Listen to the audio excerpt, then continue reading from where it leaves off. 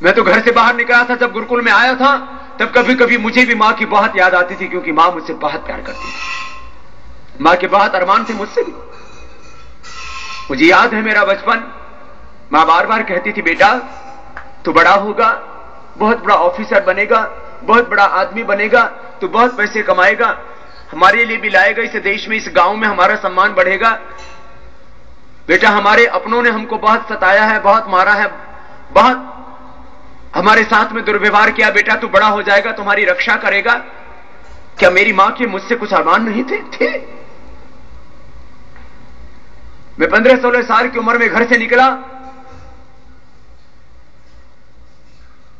मुझे किसी दुनिया की चीज ने आकर्षित नहीं किया अपनी ओर, न रूप ने, न यौवन ने, न धन ने, न समृद्धि ने, न सम्मान ने, कभी किसी चीज ने मुझे आकृष्ट नहीं किया। लेकिन जब मैं अपने उन बचपन के दिनों को याद करता हूं तो मुझे कभी कभी मां की जरूर याद आती थी, क्योंकि मुझे वो मां की निर्दोष ममता, उसका निर्दोष प्रेम, उसका वह सर्वस्व त्याग का भाव, क्योंकि मैंने अपनी मां को अपनी आंखों के सामने देखा कि मैंने जब से होश संभाला, मैंने अपनी मां को कभी भी दूध पीते नहीं देखा, मैंने अपनी मां को कभी भी घी से रोटी खाते नहीं देखा, दही खाते नहीं देखा। लेकिन मां ने हमको बाजरे की रोटी और दही और मक्खन खिलाया, दूध पिलाया, सुबह दही मक्खन और रोटी खिलाती थी, और साल में शायद 10 महीने तो बासी रोटी होती थी। क्यों? सुबह मां को उठ करके वो चक्की चलाना, फिर गाय भैंस का गोबर उठाना, फिर खेत में जाना, इसलिए दोपहर और शाम की ही रोटी घरों में बना करती थी, सुबह का नाश्ता नहीं बना करता था। तो बाजरे की रोटी और मक्खन और दही मां खिलाती थी। सुबह दूध हमने कभी पिया ही नहीं बचपन में, गुरुकुल में आके पहली बार सुबह दूध पिया, शाम को दूध पिलाती थी। लेकिन मां ने कभी दूध नहीं पिया, कभी घी नहीं खाया, कभी मक्खन नहीं खाया। मां कहती थी, बेटा मेरी तो उम्र बहुत होली, तुम मक्खन खाओगे, घी खाओगे, बलवान बनोगे, कुछ करोगे बेटा। तो मां की ममता मुझे भी आती थी कि मां क्या सोचती होगी। तो मैं उस समय सोचा करता था कि मैं यदि खेत में गया होता और वहां मुझे सांप ने काट लिया होता तो भी मां की तो कोई सुध लेता, ऐसा मान करके मैं जीता था। जब मैंने संन्यास लिया तो मां को मैंने देखा कि मां बेहोश हो गई। जब मैंने संन्यास लिया तो मां बेहोश हो गई, कहा कुछ नहीं। बहुत दिनों के बाद जब मुझे संन्यास लिए करीब 10 वर्ष हो गए, तब मैंने मां से कहा, मां अब तुझे कैसा लगता है? तू तो बहुत बेहोश हो जाती थी। जब मैंने घर छोड़ा था तो करीब 7, 8, 9 दिनों तक मां ने कुछ खाया ही नहीं, दौरे से पड़ने लग गए उसको।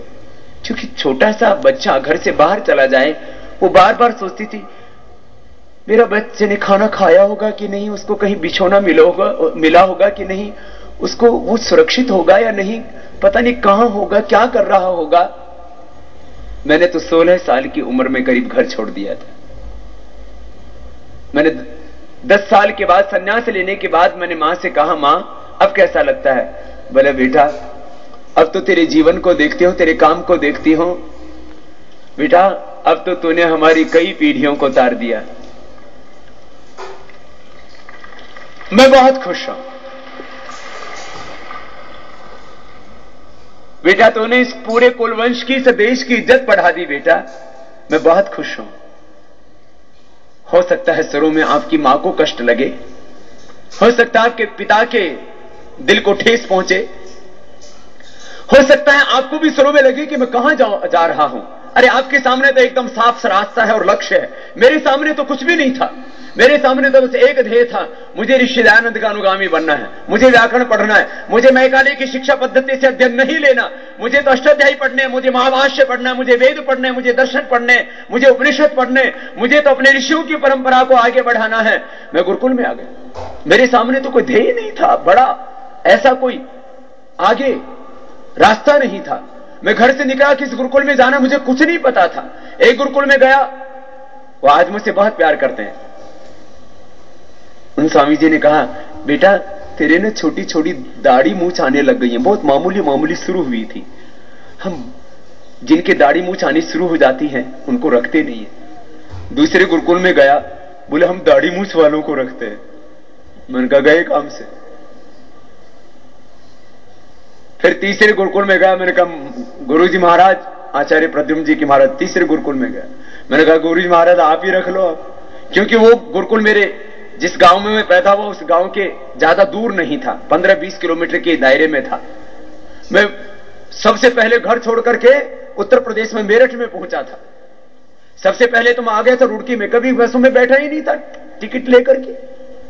तो ऐसे ही सामने पट्टी पढ़ करके और सीधा बैठ गया दिल्ली, और दिल्ली से सीधा हरिद्वार की बस में। वो रुड़की में रुक गई, रात हो गई थी, रुड़की में बस रुक गई। मैंने सोचा शायद हरिद्वार आ गया, क्योंकि बहुत से लोग वहां नाश्ता करने के लिए, पेशाब करने के लिए होते हैं। हमें क्या पता था कि बस में बैठने के बाद नाश्ता और पेशाब भी किया जाता है बीच में उतर के, पता ही नहीं था, कभी घर से बाहर निकले ही नहीं थे। वहां उतर गए और उतरने के बाद हम पेशाब करने जैसे गए, थोड़ी देर बैठ गए। हमें तो कुछ खाना पीना था ही नहीं, क्योंकि ना तो खाने पीने का कोई जुगाड़ था, ना पैसे थे खाने पीने के लिए। तो जब तक आए हमने पूछा भाई वो बस कहां गई, बोले तो चली गई हरिद्वार। मैंने कहा हरिद्वार कहां है, कभी हमने तो हरिद्वार देखा ही नहीं था। मैं जिस गांव में पैदा हुआ वहां का आदमी हरिद्वार खाली हड्डियां लेकर के ही आता है, उससे पहले कोई आता ही नहीं हरिद्वार में। हम तो जिंदगी हड्डी लेकर के पहुंच गए। तो रुड़की में मैं रुका, वहां पर एक धर्मशाला में रुके। वहां पहली बार घर से निकले थे, तब थोड़े किराए के लिए पैसे की चोरी की थी। और जब रुड़की में रुके तब हमने ऋषि दयानंद की जीवनी कई बार पढ़ी थी कि कहीं भी सही पता मत बताना, नहीं तो पीछे से आके घर वाले पकड़ लेंगे। तो हमने झूठा पता लिखवाया एक धर्मशाला में। हमें वहां शायद थोड़े बहुत पैसे बचे थे जो किराए भाड़े वाले में से, तो कितना 10 रुपए शायद एक चारपाई का लेते थे वो धर्मशाला वाले। रात को कुछ खाया ही नहीं, सो गए। शायद 2-3 दिन के बाद फिर हम यहां हरिद्वार पहुंच गए। पता नहीं फिर कैसे बस से आए, कैसे आए। तो वहां एक आश्रम में पहुंच गए।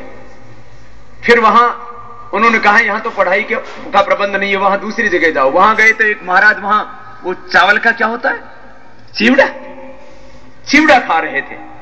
तो हमने कभी जिंदगी में चिवड़ा खाया ही नहीं। वो जो है वो महात्मा जो है वो चिवड़ा भिगोया था, शायद उन्होंने पता नहीं रात का भिगोया हुआ खा लिया होगा, दूसरा भिगोया होगा। हम पहुंचे तब तक वो चिवड़ा पूरा गला नहीं था। हमने खाया, हमारे दांत दुखने लग गए। हमने कहा ये क्या बला है, कभी खाया ही नहीं। और पेट में गया तो फिर पेट दुखने लग गया, क्योंकि वो कच्चा था और कभी खाया ही नहीं था चिवड़ा। तो उसके बाद घूमते घूमते भटकते भटकते कहां पहुंचे। फिर वहां से आगे एक लंबी यात्रा है। मैं कहने का मेरा मतलब यह है कि जब मैं गुरुकुल में पढ़ने के लिए निकला, पढ़ने के बाद गुरुकुल से स्नातक बनकर के जब निकला, उसके बाद हिमालय पहुंच गया, उसके बाद कहां आंध्र प्रदेश, पूरा अलग अलग, पूरा गुजरात, पता नहीं कहां कहां भटकता रहा। कोई रास्ता ही नहीं था, मंजिल पता नहीं थी कहां होगी। लेकिन